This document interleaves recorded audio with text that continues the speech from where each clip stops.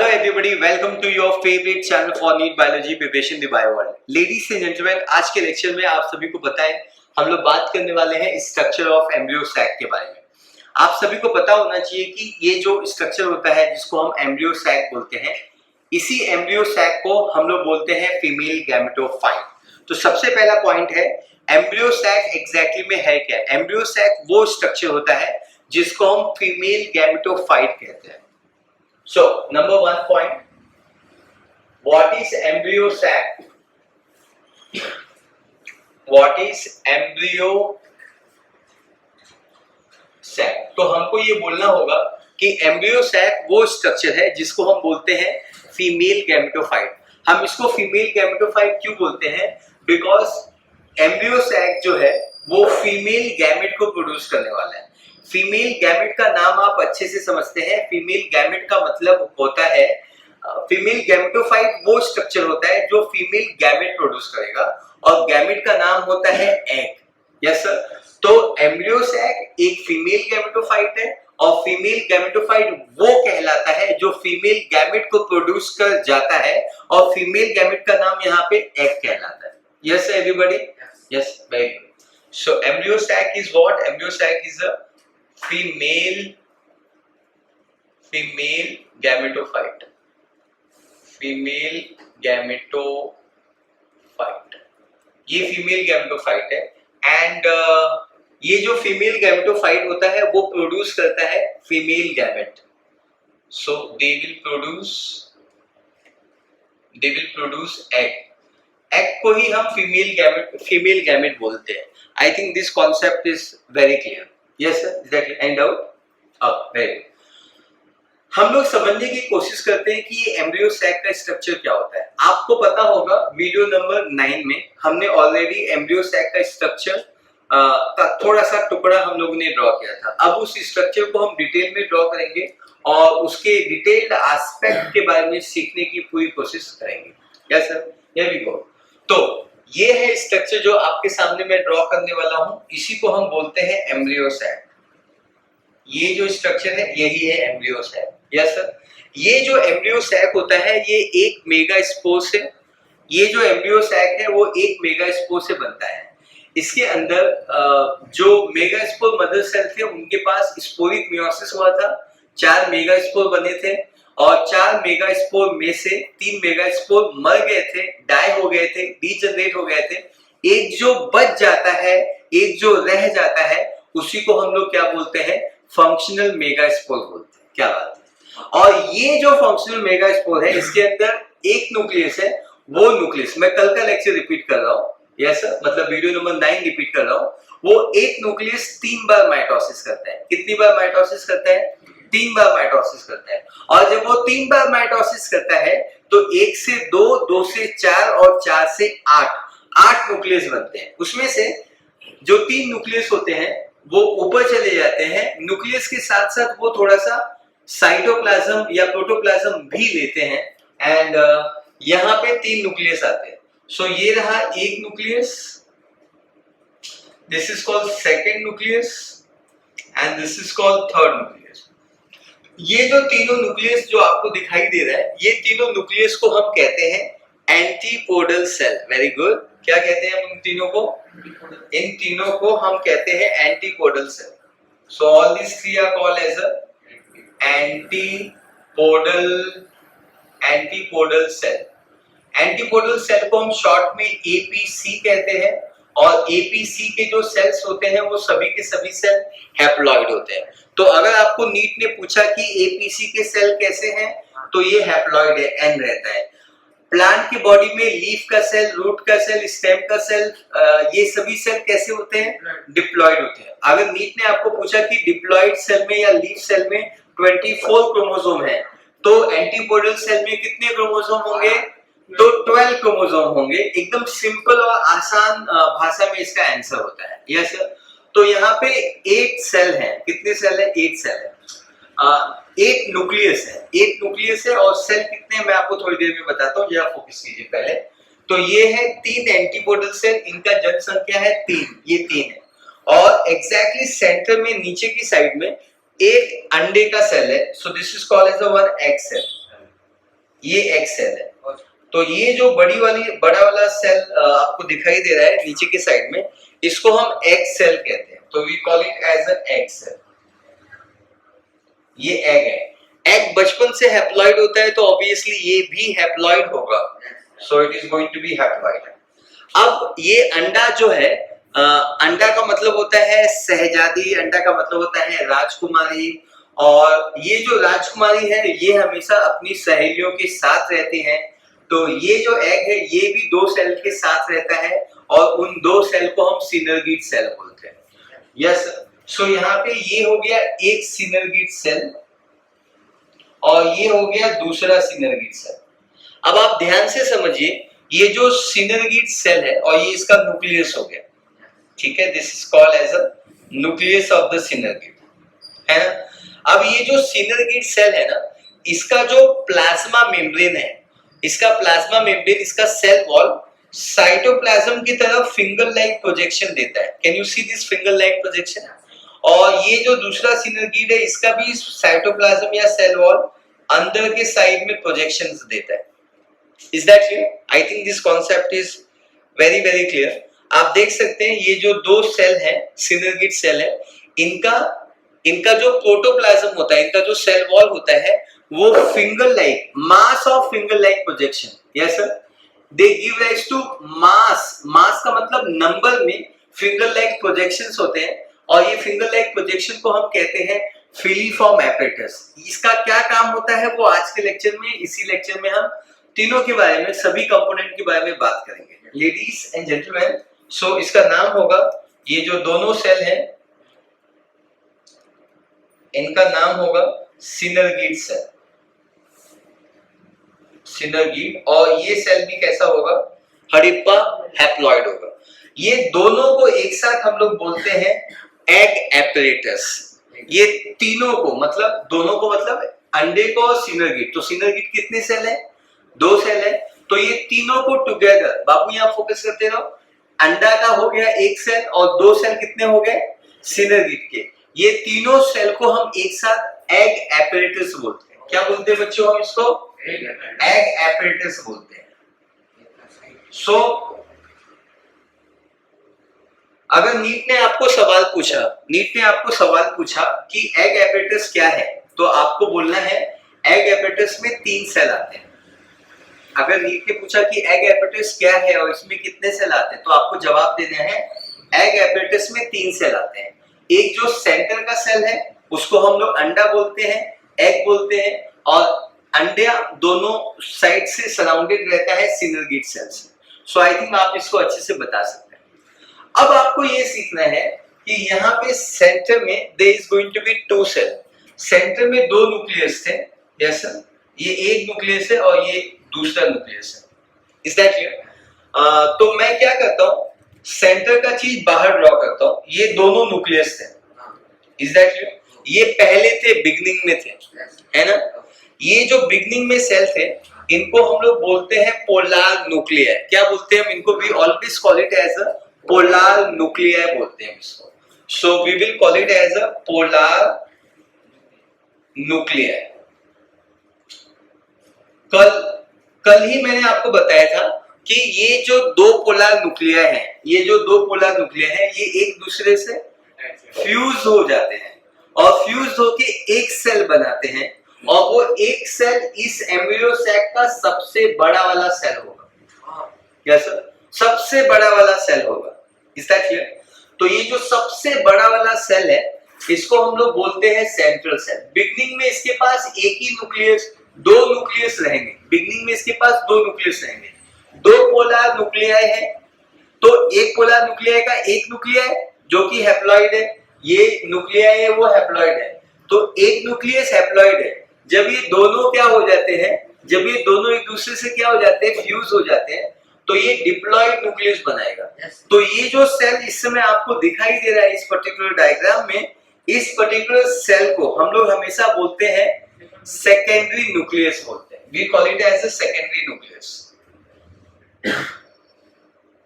Secondary nucleus बोलते हैं।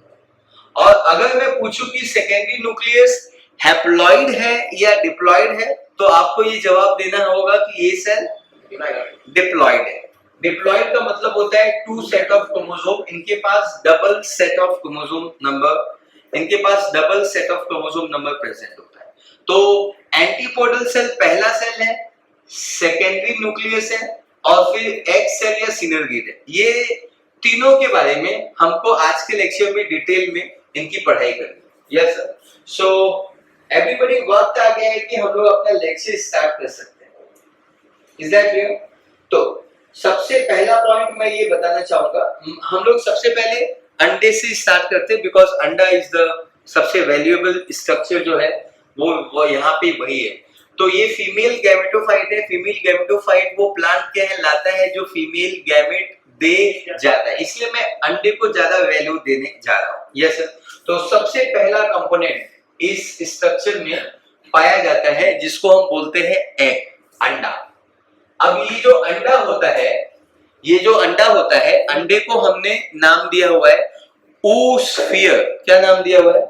oosphere। तो हमेशा याद रखना oosphere। यस, सो अंडे का जो दूसरा नाम होता है उसको हम oosphere बोलते हैं। ये चीज आपको अच्छे से समझ में आ जानी चाहिए। Is that clear? पक्का?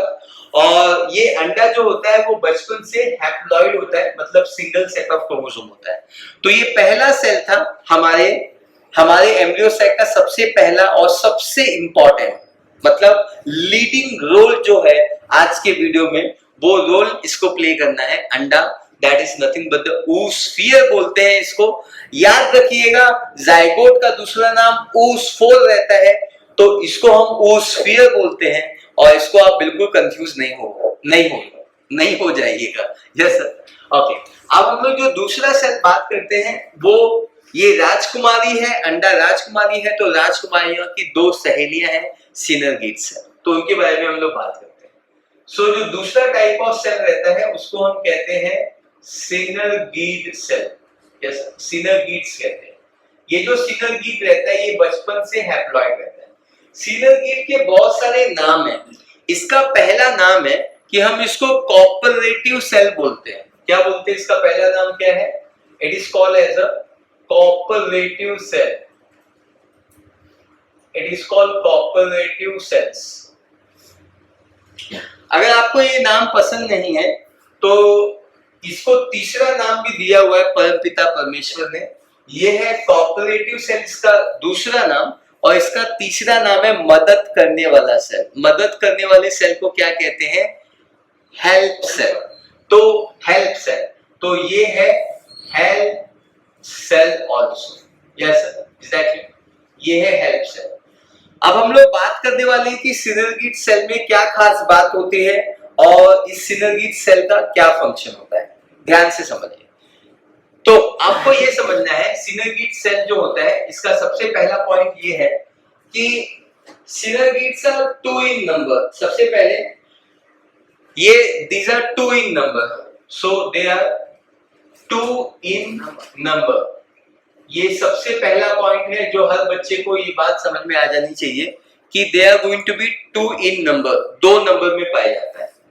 और आपको ये समझ में आना चाहिए कि ये जो सिनर्गिड सेल होता है इसका जो सेल वॉल होता है वो साइटोप्लाज्म की तरफ मास ऑफ फिंगर लाइक प्रोजेक्शन देता है, जो आपको दिखाई दे रहा है यहाँ पे। It should be very very clear to you. ये जो मास लाइक प्रोजेक्शंस है इसको हम बोलते हैं filiform apparatus. So presence of filiform apparatus is the star property of this helper cell और cooperative cell. Yes sir, so हम यहाँ पे लिखेंगे mass of finger like projections, mass of finger like projections, mass of finger like projections are present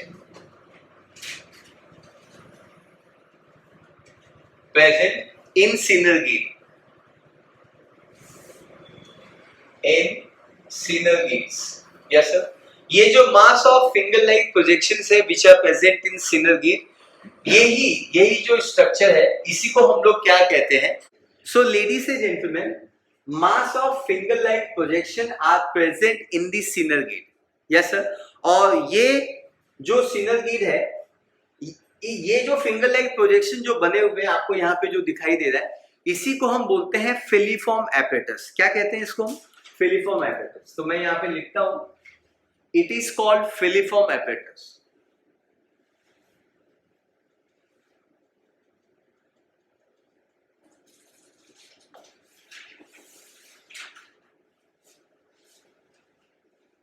So we call it as a filiform apparatus.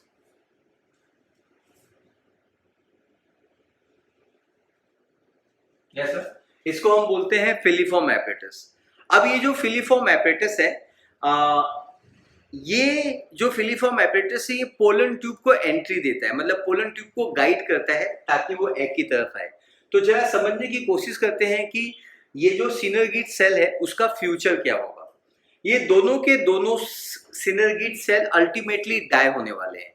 एक सिनर्गिड तब die होगा जब pollen tube entry करेगा, और दूसरा सिनर्गिड तब डाई होगा जब पोलन ट्यूब का जो मेल गैमेट है वो ब्रेक होगा, रिलीज होगा। जब पोलन ट्यूब एंट्री करेगा तो एक सिनर्गिड डाई होगा, और जब पोलन ट्यूब ब्रेक होगा उस समय दूसरा सिनर्गिड सेल भी डाई हो जाएगा।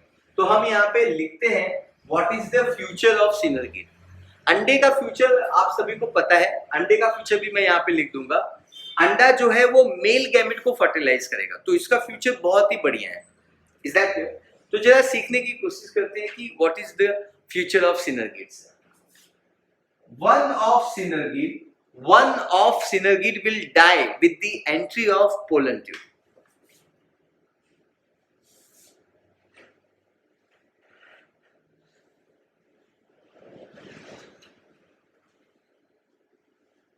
One synergid die with the entry of pollen tube.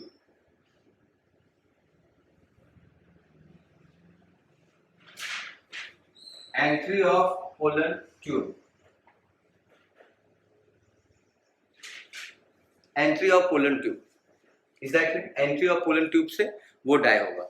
And second synergid will die, वो भी ब्रेक हो जाएगा with the release of pollen tube. जैसे ही पोलन ट्यूब ब्रेक होगा, so with breaking of pollen tube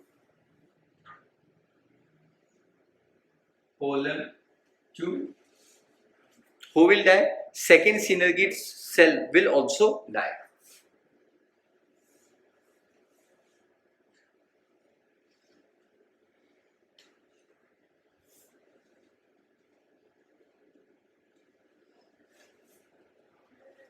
second जो synergid cell है वो भी मर जाएगा। अब हम लोग समझने की कोशिश करते हैं कि क्या ये जो सारे सेल्स हैं, ये जो एग है, सिनर्गिड है, क्या ये एक दूसरे से जुड़े रहते हैं? तो इसका जवाब है यस। ये दोनों एक दूसरे से जुड़े रहते हैं। नॉट ओनली एक दूसरे से, ये इस सिनर्गिड सेल जो होता है वो सेंट्रल सेल से, ये जो सेकेंडरी न्यूक्लियस है इसको हम सेंट्रल सेल भी बोलते हैं। Is that clear? Central cell से भी जुड़े रहते हैं। पक्का? किससे जुड़े रहते हैं? आपको याद करना होगा, सेल चैप्टर में आपने सीखा था ऐसा स्ट्रक्चर जो प्लांट के एक सेल को प्लांट के दूसरे सेल से जोड़ के रखता है। Yes sir? तो आपको याद होगा कि वो स्ट्रक्चर होता है, ये प्लांट का एक सेल है और ये प्लांट का दूसरा सेल है, और ये दोनों एक दूसरे से जुड़े रहते हैं, और इस जुड़ाव को हम लोग बोलते हैं प्लाज्मोडेस्माटा। क्या बोलते हैं? प्लाज्मोडेस्माटा। और ये किस लिए जुड़े रहते हैं? ताकि इनके बीच में एक्सचेंज हो पाए। अगर किसी भी चीज को यहाँ पे आना है तो वो जा सकता है, और यहाँ से यहाँ जाना है तो वो जा सकता है। एक्सचेंज होने के लिए प्लाज्मोडेस्माटा प्रेजेंट रहता है। तो हमको ये यहाँ पे पॉइंट मेंशन करना है कि synergid cell with egg as well as central cells are connected with each other with the help of plasmodesmata. Yes sir? ताकि वो न्यूट्रिशन एक्वायर कर सके। क्योंकि उनके बाजू में कौन है, अंडा है, तो अंडे को न्यूट्रिशन तो देना होगा ना, राजकुमारी है आखिर इस लेक्चर की। Do you understand? Very good. तो हम इस पॉइंट को लिखते हैं, क्या लिखना है हमको लिखना है synergid egg and central cells are connected with each other with the help of plasmodesmata, and plasmodesmata help in exchange of nutrient. Yes sir. Synergids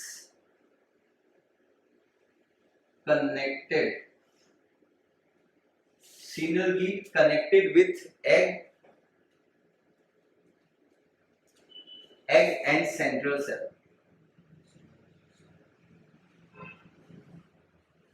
It is connected with egg and central cell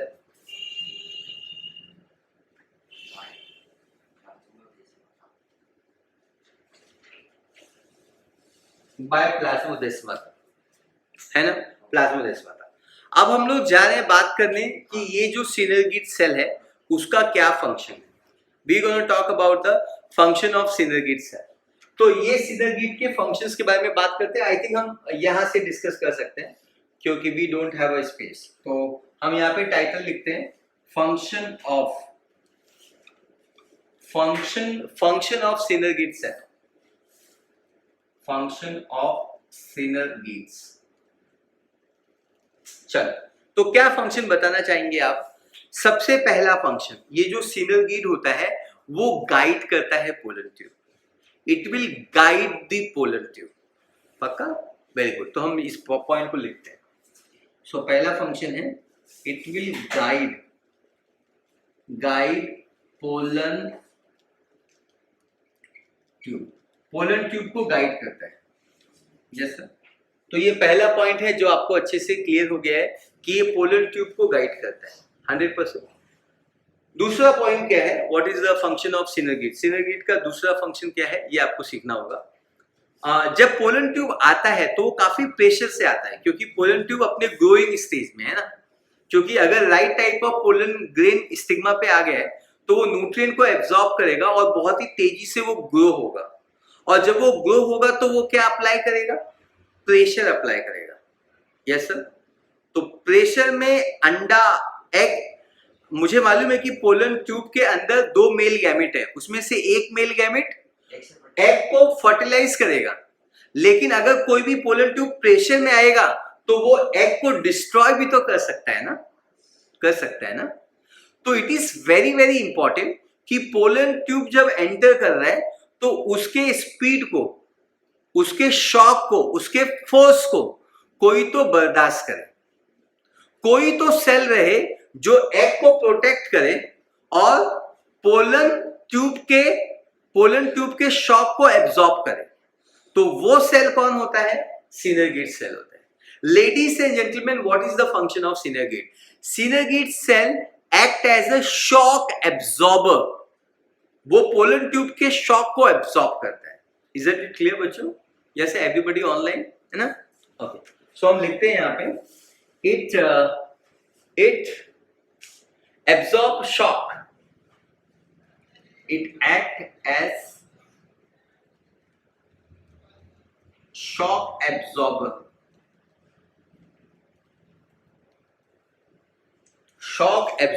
of pollen tube, है ना? Shock absorber of PT का मतलब होता है polar tube. I think ये part आपको clear है।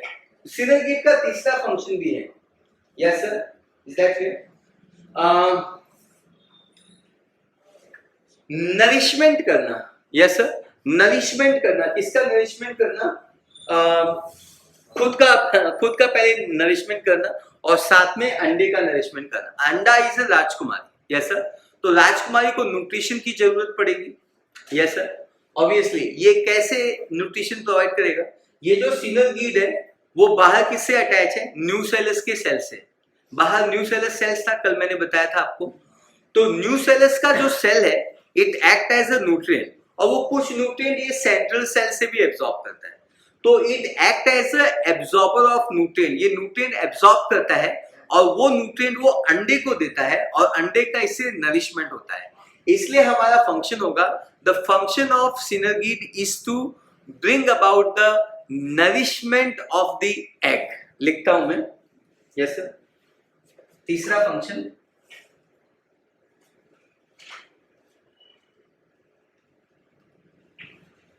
ये पॉइंट नंबर 1 है, ये नंबर 2 है, फिर ये 3 है। हाँ, तो ये फंक्शन का पॉइंट है, आप ये याद रखना। सिनर्गिड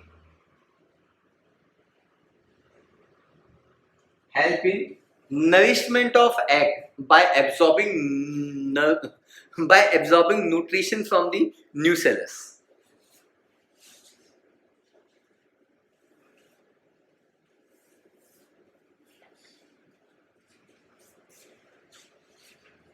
Nourishment of egg.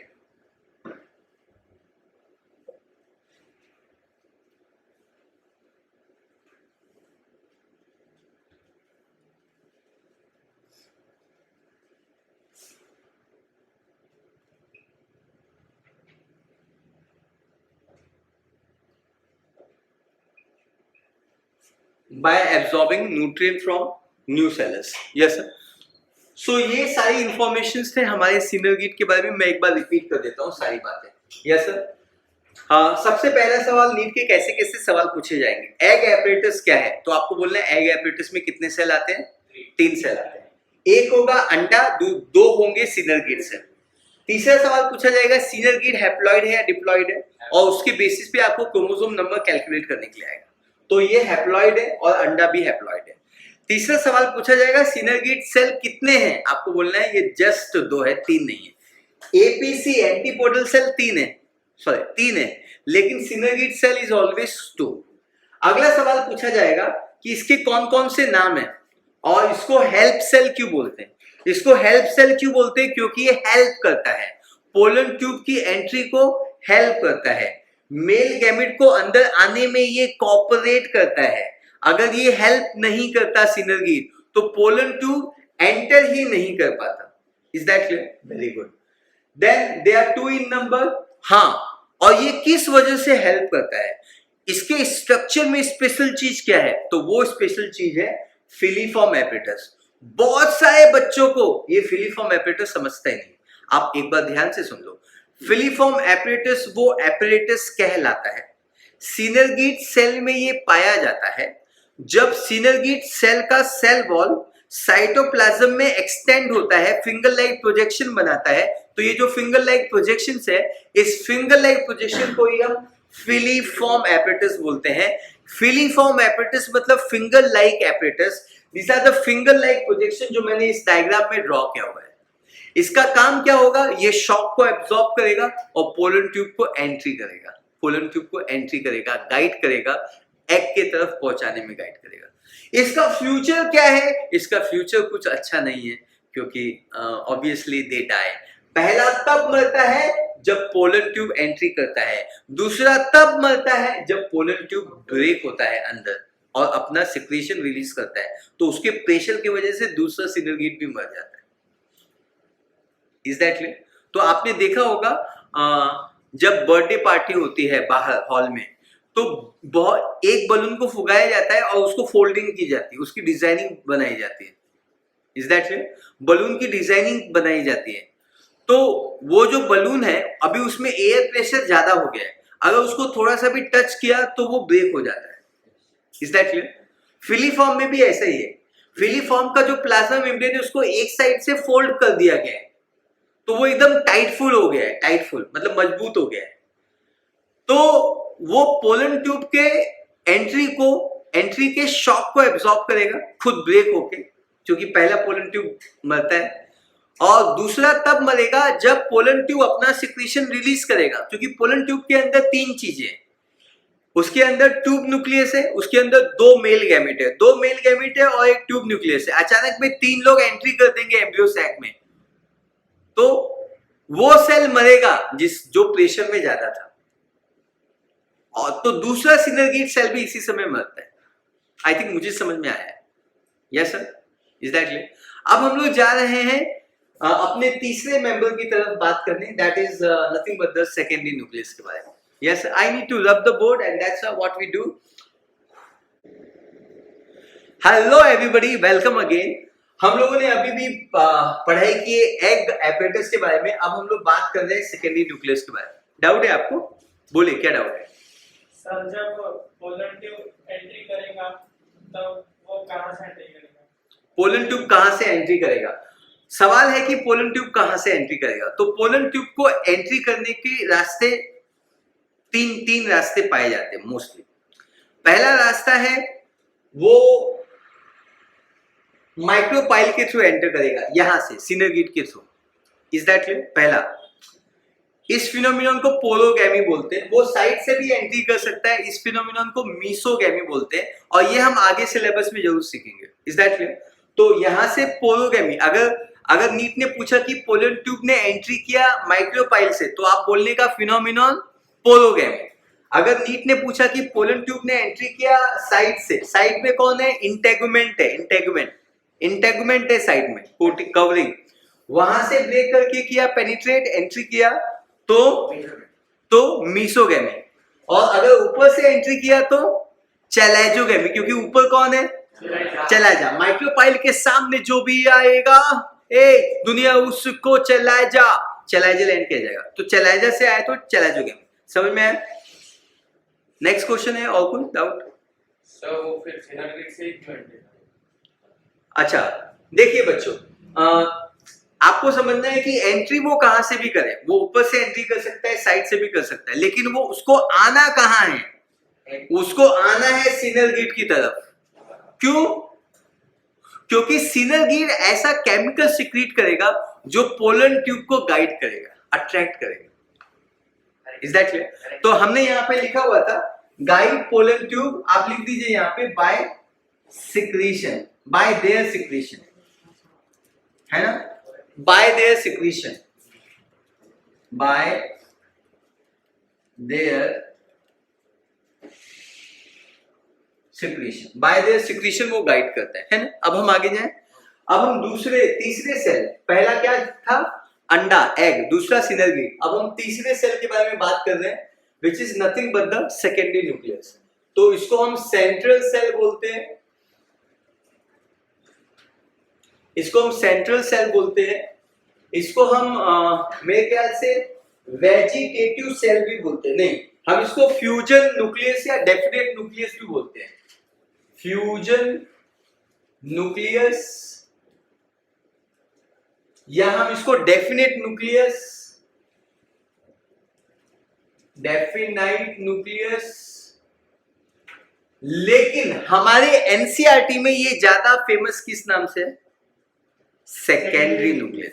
इसलिए मोस्ट ऑफ द किताबों में डायग्राम में सेकेंडरी न्यूक्लियस लिखा रहता है। मैंने भी वही किया हुआ है। यस, बट ये भी इसके नाम है, रेयर नाम है।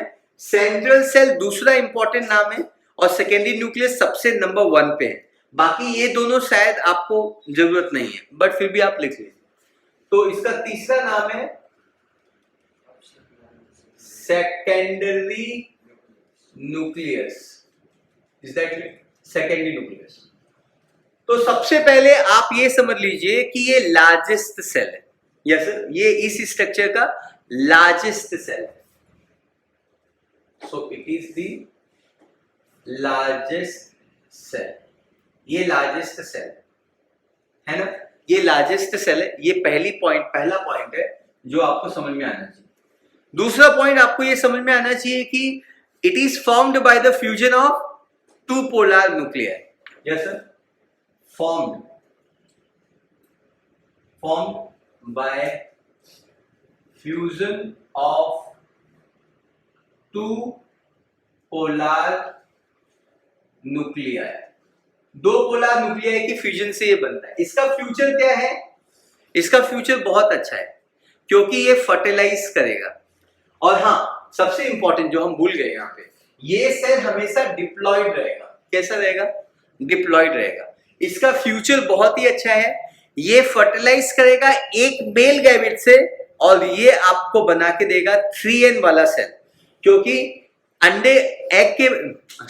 ये एक मेल गैमेट से फर्टिलाइज करेगा। तो एक मेल गैमेट के पास क्या है? n, और इसके पास क्या है? 2n। तो 2n और n मिलके क्या हो गए?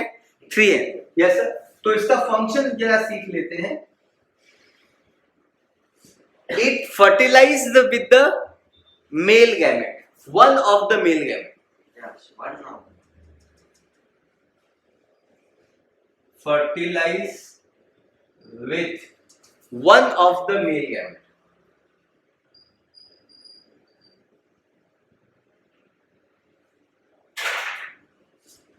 It fertilized with the one of the male gamete and give rise to pen. Primary endosperm nucleus.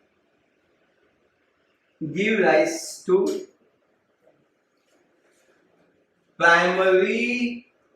primary endosperm nucleus.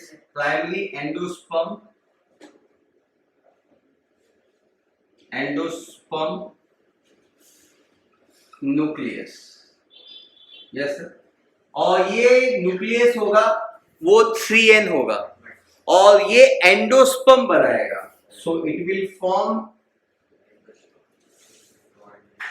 Endosperm और ये endosperm provide nutrition to embryo. Provide nutrition to embryo.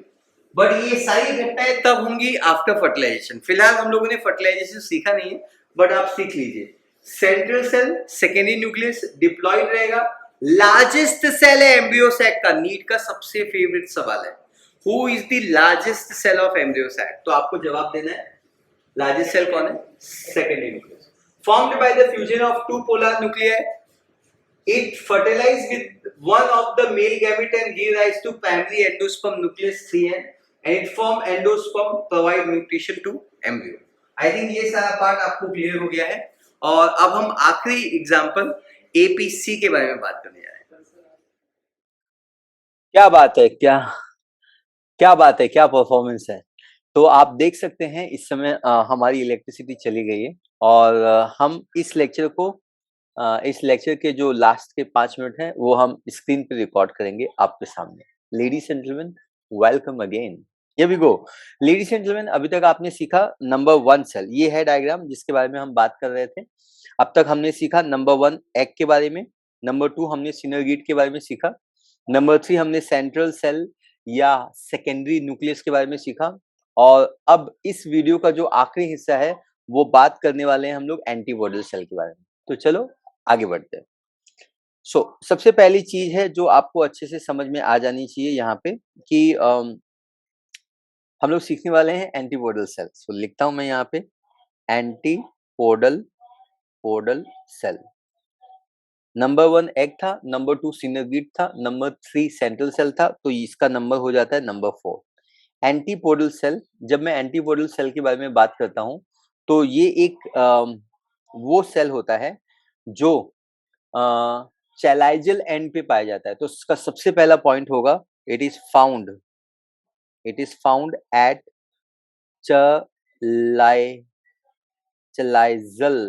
चैलाइजल and.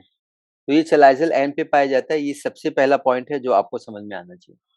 दूसरा point ये है कि ये जो antipodal cell होता है इसका नाम इसका पोजीशन बताता है. देखिए जब कोई भी स्ट्रक्चर होता है, जैसे ये पूरा स्ट्रक्चर है, तो ये हेड है, ये ऊपर है और ये फुट है. नीचे जो होता है वो पैर होता है, फुट होता है ना. तो ये फुट के अपोजिट डायरेक्शन में, इसलिए हम इसको एंटीपोडल सेल बोलते हैं. एंटी मतलब अपोजिट, पोडा मतलब foot, opposite foot is called antipodal cell. इसका नाम इसका पोजीशन बताता है, ये पैर के अपोजिट में आता है, इसलिए दुनिया इसको एंटीपोडल सेल कह जाता है. तो इसका जो पोजीशन होता है वो चैलाइजल एंड पे होता है. ये सेल इसका जो पोजीशन होता है वो ऊपर की तरफ होता है, मतलब अपोजिट टू माइक्रोपाइलर. जैसे मैंने बोल दिया चैलाइजा, तो ऑब्वियसली ये अपोजिट टू माइक्रोपाइलर एंड होगा. दिस सेल्स के अंदर जो न्यूक्लियस होता है वो हमेशा हैप्लॉइड होता है. हैप्लॉइड का मतलब होता है इसमें सिंगल सेट ऑफ क्रोमोसोम होते हैं. एपीसी मतलब एंटीपोडल सेल, ये 3 इन नंबर्स होते हैं. Yes sir. So they are going to be 3 in number. इनको हम लोग वेजिटेटिव सेल कहते हैं. कौन सा सेल कहते हैं बच्चों? Vegetative cell. वेजिटेटिव सेल आप समझते हैं ये जो सेल होता है वो कोई भी रिप्रोडक्शन में इन्वॉल्व नहीं होने वाला है। जैसे एग इन्वॉल्व होता है, जैसे नो मेल गैमेट इन्वॉल्व होते हैं, तो ये रिप्रोडक्शन में इन्वॉल्व नहीं होने वाला है। ऐसा सेल जो वेजिटेटिव जो रिप्रोडक्शन में इन्वॉल्व नहीं हो पाता है, ऐसा सेल जो रिप्रोडक्शन में इन्वॉल्व नहीं हो पाता है, दुनिया उसको वेजिटेटिव कह जाता है। क्या बात है। सो इसको वेजिटेटिव सेल्स कहते हैं हम लोग, वेजिटेटिव सेल। और do not involve in reproduction, मतलब ना तो ये मेल गैमेट बनाएगा और ना तो ये फीमेल गैमेट बनाएगा, मतलब ये रिप्रोडक्शन में कोई भी रोल प्ले नहीं करेगा। Very good. हम आगे बढ़ते हैं और हम लोग सीखते हैं कि एग्जैक्टली इस पर्टिकुलर सेल का फंक्शन क्या होगा। तो जब हम फंक्शंस के बारे में बात करते हैं इस पर्टिकुलर सेल के, तो ये न्यूट्रिएंट को एब्जॉर्ब करेगा और न्यू सेलर्स, मतलब इसके बाहर आउटसाइड न्यू सेलर सेल्स है। So it will absorb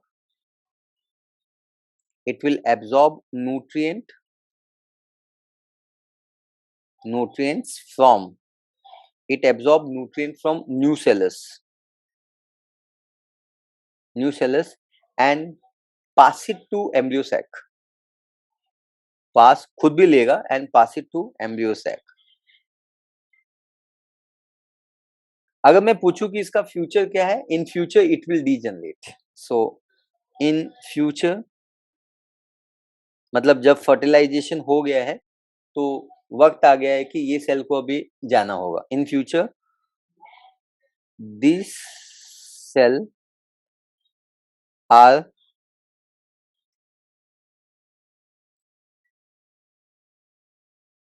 degenerated. I think concept is very very clear. Yes sir. So यहाँ पे इस पर्टिकुलर वीडियो को हम कंप्लीट करते हैं और जब हम कल के लेक्चर में आएंगे तो वी विल टॉक अबाउट, क्या बात करेंगे, we will talk about pollination. क्यों पॉलिनेशन के बारे में बात करेंगे, क्योंकि हमने पहले कुछ 3-4 लेक्चर में मेल गैमेट को पोलन ग्रेन बनाया है और बाद के 3-4 लेक्चर में हम लोगों ने बनाया हुआ है किसको, हमने बनाया हुआ है एग को। अब इस एग के तरफ इस पोलन ग्रेन को आना होगा तो उसको ट्रांसफर करना होगा। Transfer of pollen grain from anther to stigma is called pollination. जय हिंद।